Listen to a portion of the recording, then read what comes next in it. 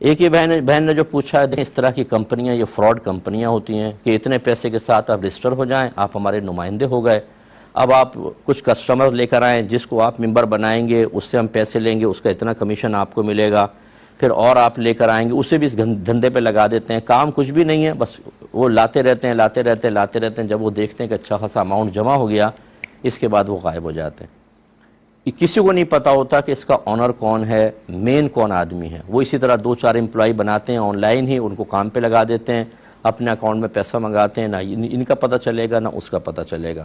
کیونکہ اس میں دھوکہ اور غرر بہت زیادہ ہے، اور ایک دفعہ نہیں 50 لوگ لٹ چکے ہیں۔ لیکن ہمیں چاہیے گھر بیٹھے ارننگ، چاہے وہ جائز ہو یا ناجائز۔ ہماری بہن نے تو معلوم کر لیا، اور بہت سارے لوگ معلوم کرتے ہیں۔ آج بھی ایک بہن کو میں نے کوئی UK سے تھی، ان کو بھی منع کیا، لیکن وہ ایک اٹریکشن ایسی پیدا ہو چکی ہوتی ہے، وہ ہماری زبان سے ہاں کہلوانا چاہتے ہیں، وہ مفتی صاحب ہاں کہہ دیں، تو بے در پہ مزید کویسچن کریں گے بار بار کہ شاید کوئی راستہ نکل آئے، لیکن ہم کبھی بھی اس طرح کی چیزوں کی تائید نہیں کریں گے، کیونکہ ہزاروں لوگ لٹ چکے ہیں،